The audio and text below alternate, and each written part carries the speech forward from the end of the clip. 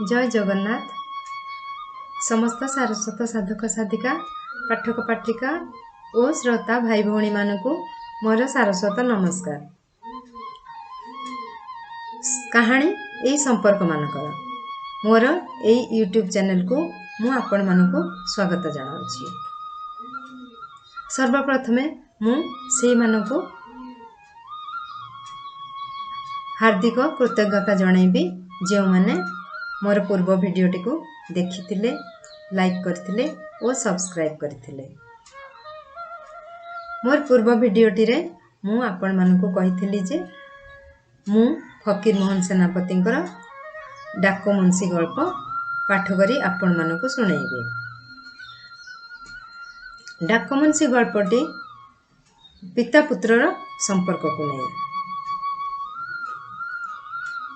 बापटीए केते कष्टरे केते दुखरे पुओटी को मनीष करे जे से बड़ हेले तार देखा चाह करिवो, किंतु पुओटी बड़ ही पाठ पढ़ी बाप को हतादर करे, अणहेला करे।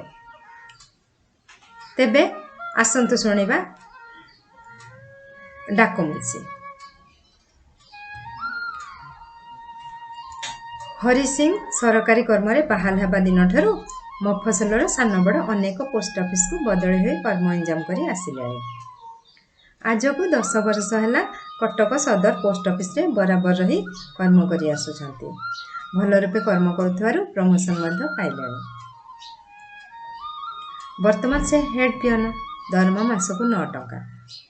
कटक सहर रे सबु जिनिस किणा, निया पई दियासिल आइटम मध्ये न किणिले नुहे। अति कष्ट रे चले सुधा मासको 5 टंकार उणा खर्च हुए नहीं। कौन सी रुपये घर को 4 टंका न पठाइले नुहे। घरे स्त्री आ 8 वर्षर पो गोपाल। मफसल जगह 4 टंकार टाण टुण करी कौन सी मते चली जाए। सेथिरु पैसा उणा हेले अचल। गोपाल अपर प्राइमरी स्कूल रे पढ़े। दरमा मासको 2 अणा। केते कम दरमा सेतबेले थिला, तथापि कष्ट होउथिला लोक को। स्कूल दरमा छड़ा आज बही खंडे काली स्लेट कागज इत्यादि उपरी खर्च पड़े केबे केबे। एपरी उपरी खर्च पड़िले से मासरे भारी कष्ट। दिने दिने बुढ़ा को उपास रही जाबाको होए। उपास हेउ पछे मो गोपालटी पढ़ू, एया तांकर आशा। दिने पोस्टमास्टर सर्विस बुक देखी कहले, हरि सिंह तुम्हारा तो 55 वर्ष हो गलानी, पेंशन नेबाको हबो, आउ चाकरी करि परिबो नाही। सिंह को मुंडरे तो वज्र भांगी पड़िला। कौन करिवे, संसार चलिबो किपरि? संसार कथा जा आउ गोपाल जे पढ़ा बंद हबो। गोपाल जन्मदिन ठारू सिंहे गोटे बड़ उच्च आशा पोषिछंती। गोपाल मफसल पोस्ट ऑफिस रे सब पोस्टमास्टर हबो। अति निकुछरे विलेज पोस्टमास्टर टिए हबो। मात्र टिके इंग्राजी न जानले तेडे बड़ चाकरीटा मिलिबा भारी मुश्किल। मफसल सुविधा नै, कटकाणे इंग्राजी पढ़ाइबा को पड़िबो। चाकरी गले तेडे बड़ आशारू एका बेलके निराश। सबु बेले सेही कथा भाबी भाबी देहटा गलागठ पड़ी गलाणी। दिने दिने राति रे निद हुए नाही। भाबी भाबी राति बाही जाए। सिंह को ऊपर पोस्टमास्टर बाबूंकर भारी मेहरबानी। बसारे मुकुरीर चाकर थिले मध्य सरकारी काम सारी संज बेले सिंहे बाबूंको बसारे 2-4टा काम दाम कर दे आसंती। संज बेले आराम चौकी रे पड़ी बाबू इंग्राजी खबर कागज पढ़िबा बेले सिंहे जो मिठा कड़ा गुड़ा खुचिल में साजी दियंते सेपरी केही जाने नाही। दिने संज बेले सिंहे भल करी गुड़ा खुचिल में साजी आनी भल करी चिलमटा फुंकी देले। बाबू को मुहर इंजिन पाइप रो धुआं बाहरिला परी भक भक करी बाहरुची। टिके टिके आखि बुझी आसिलाणी। सिंहे बुझी नेले एटा प्रकृत समय। सिंहे बाबू को गोड़ तले दंडवत होई हाथ जोड़ी खूब भक्ति रे, खूब विनय रे, खूब धीरे, खूब मिठा कथारे आपण हाल चुंबक चुंबक सबु जणाइले। गोपाल संबंध तांकर जो उच्च आशा से विषय भी जनइबा को पासरिले नाही। ବାବୁ ସେହିପରି ନୟନ ମୁଦ୍ରିତ ଅବସ୍ଥା ଧୀର ଗମ୍ଭୀର ଭାବରେ କହିଲେ, ଆଚ୍ଛା, ଦରଖାସ୍ତ ଖଣ୍ଡେ ଲେଖି ଆଣ। ବାବୁଙ୍କର ସାହସ ଥିଲା, କାରଣ ପୋଷ୍ଟାଲ ଇନ୍ସପେକ୍ଟର ବା ସୁପରିନଟେଣ୍ଡେଣ୍ଟ ବାବୁମାନେ ଆସିଲେ ପୋଷ୍ଟମାଷ୍ଟର ବାବୁଙ୍କ ବସାରେ ରହନ୍ତି। ଉପର ହାକିମମାନଙ୍କର ମନସ୍ତୁଷ୍ଟି ପାଇଁ ଖାଦ୍ୟପେୟ ବିଷୟରେ ଯେପରି ଆୟୋଜନ ହେବାର କଥା ସେଥିରେ ତ୍ରୁଟି ହୁଏ ନାହିଁ। ସେ ରାତ୍ରରେ ପୋଷ୍ଟମାଷ୍ଟର ବାବୁ ହରିସିଂ ହରିସିଂ କରି 10 ଥର ପାଟି କରୁଥିବାର ଶୁଣାଯାଏ। ହରିସିଂହେ ପୁରୁଣା ଲୋକ, ଢେର ଢେର ହାକିମ ହୁକୁମା ଅମଳ କଲେଣି। କାହାର କି ରକମ ମିଜାଜ, କିଏ କାହିଁରେ ଖୁସି, ସବୁ ଜାଣନ୍ତି। ସେଦିନ ଅଧରାତି ଯାଏ ସିଂହଙ୍କୁ ବାବୁଙ୍କ ବସାରେ ହିଁ ରହିଯିବାକୁ ପଡ଼େ। କାରଣ ଓଡ଼ିଶାର କଦର୍ଯ୍ୟ ହାୱା ହେତୁରୁ ଯଦି କେହି ବାବୁ ହଠାତ୍ ପୀଡ଼ିତ ହୋଇ ବାନ୍ତି ଫାନ୍ତି କରି ପକାନ୍ତି, ତେବେ ସିଂହେ ସୋଡ଼ା, କାଗଜି ଲେମ୍ବୁ ଇତ୍ୟାଦି ହାଜର କରାଇ ବାବୁଙ୍କୁ ସମ୍ଭାଳି ନିଅନ୍ତି। ବାବୁମାନେ ଆରାମରେ ଶୟନ କଲା ଉତ୍ତାରୁ ସିଂହେ ଅଧରାତିରେ ବସାକୁ ଯାଇ ଆପଣା ପାଇଁ ରୋଷେଇ କରନ୍ତି। ଏହି ସୂତ୍ରରେ ସିଂହେ ଉପରବାଲା ହାକିମମାନଙ୍କଠାରେ ମଧ୍ୟ ଭଲ ଭାବରେ ପରିଚିତ। ହରିସିଂଙ୍କ ଦରଖାସ୍ତ ପିଠିରେ ପୋଷ୍ଟମାଷ୍ଟର ବାବୁ ଭଲ ରୂପେ ସୁପାରିଶ କରି ସଦରକୁ ପଠାଇଦେଲେ। ଅଳ୍ପ ଦିନ ମଧ୍ୟରେ ଏକ୍ସଟର୍ନ ହୁକୁମ ମଧ୍ୟ ଆସିଗଲା। ସିଂହେ ତ ମହା ଖୁସି। ଏହି ଖୁସି ଖବରଟା ଗାଁକୁ ଲେଖି ପଠାଇଲେ। ବର୍ତ୍ତମାନ ସର୍ବସ୍ୱ ଲୋକ ଉପସ୍ଥିତ ସୁଖ ବା ଦୁଃଖରେ ବିମୋହିତ ହୋଇ ପଡ଼ିଥାନ୍ତି।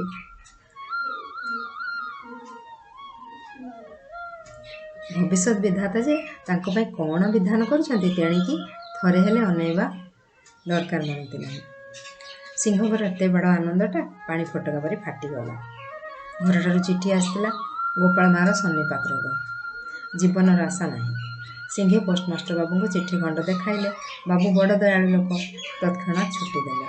ସିଂହେ ଏକ ନିଶ୍ୱାସରେ ଘରକୁ ଧାଇଁଲେ। ଘରେ ପହଞ୍ଚି ଯାହା ଦେଖିଲେ, ତାଙ୍କର ଆଖିର ଜ୍ୟୋତି ହଜିଗଲା। ଜଗତଟା ଯେମତା ଅନ୍ଧକାରମୟ। ବୁଢ଼ୀର କଥା ଶେଷ ପ୍ରାୟ ହେଲାଣି। ସ୍ୱାମୀଙ୍କୁ କ୍ଷୀଣ ଦୃଷ୍ଟିରେ ଭଲକରି ଅନେଇଲେ। 2 ହାତ ଅଳ୍ପ ଉଠାଇ ଦଣ୍ଡବତ କଲେ। ସ୍ୱାମୀଙ୍କ ଗୋଡ଼ ଧୂଳି ନେବାକୁ ଠାରିଲେ। ସେହି ଧୂଳି ଟିକକ ପାଇଁକି ଅନେଇ ରହିଥିଲେ। ସବୁ ଶେଷ ହେଲା।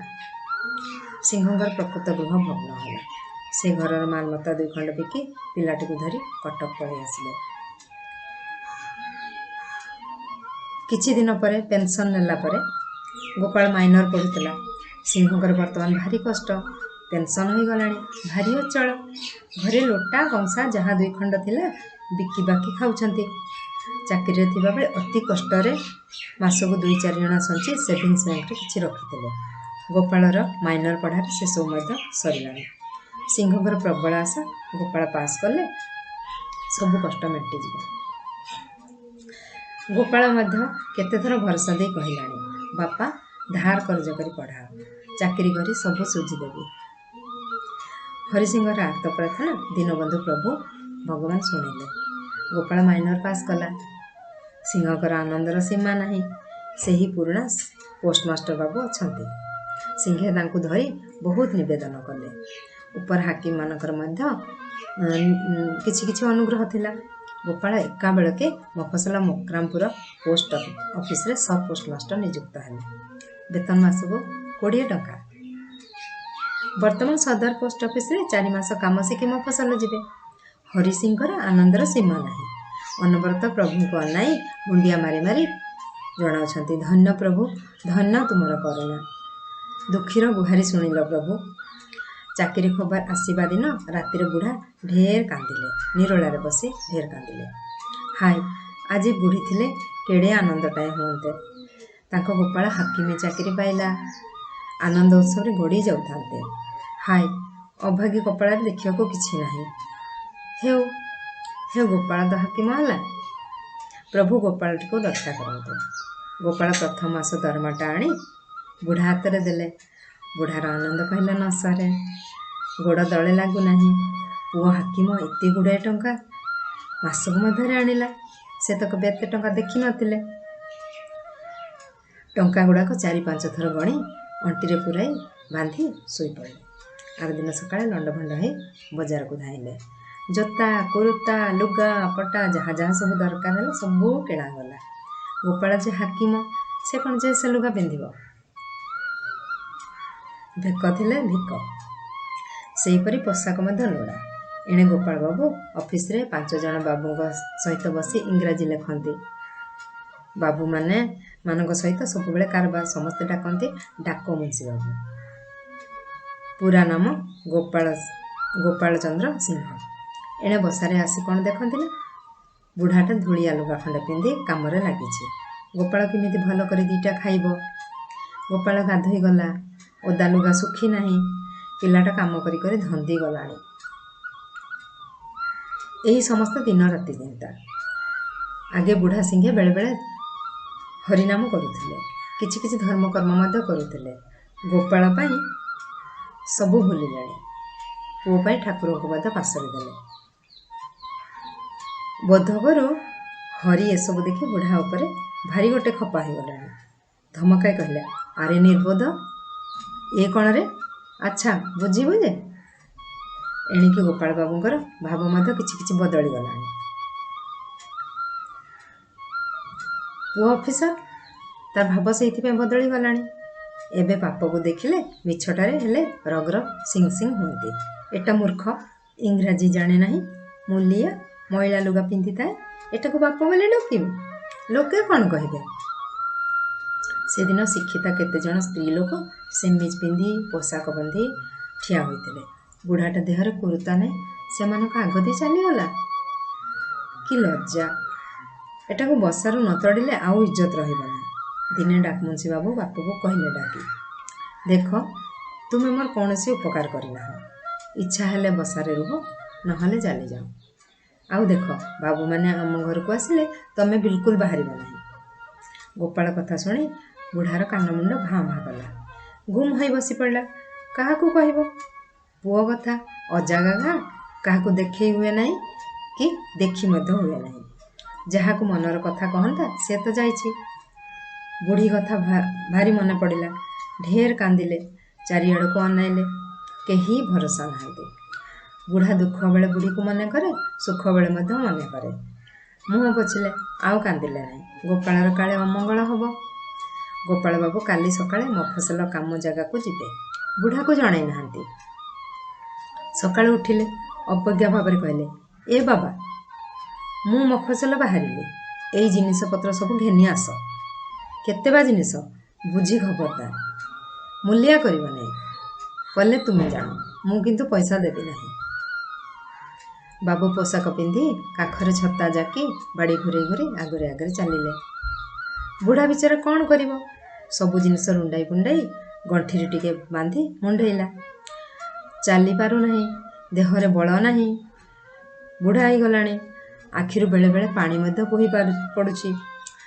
10 ଜାଗା ବସି ଉଠି ସଞ୍ଜ ସରିକି ଯାଇ ମକରାମପୁରରେ ପହଞ୍ଚିଲା। ଏତେ ଡେରି ହେବାରୁ ବାବୁ ଫଜିତ୍ରାଇ କଲେ। ବୁଢ଼ା ବିଚାରା ଗୁମ୍ ହୋଇ ବସି ଥକା ମେଣ୍ଟାଉଥାଏ। ବାବୁ ସକାଳେ ସଞ୍ଜ ଅଫିସକୁ ଯାଆନ୍ତି। ବୁଢ଼ାଟା ମୁହଁ ବୁଜି ବସାରେ କାମ ପାଇଟିରେ ଲାଗିଥାଏ। ବାପ ପୁଅ 2 ଜଣ ଖୁସିରେ ବସି ଏକ ଜାଗାରେ ବସି 2-4ଟା ଯେ ସୁଖ ଦୁଃଖ ହେଉଛନ୍ତି, ଏକଥା କେହି କେବେ ଦେଖି ନାହାନ୍ତି। ଡାକମୁନ୍ସି ହେଲେ ମଫସଲର ଗୋଟାଏ ହାକିମ। କେତେ ଲୋକ ଆସି ଦଣ୍ଡବତ କରୁଛନ୍ତି।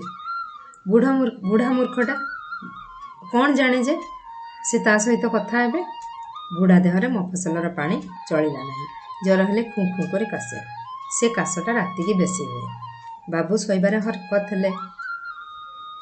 ପିଅନକୁ ହୁକୁମ ଦେଲେ, ବୁଢ଼ାଟାକୁ ନେଇ କିଆ ବିଡ଼ରେ ଫୋପାଡ଼ି ଦେଇ ଆସ। ସେ ପିଅନଟା ମୂର୍ଖ, ଇଂରାଜୀ ଜାଣେ ନାହିଁ, ତାର ଗୋଟେ ଦେଶୀ ହୃଦୟ ଅଛି।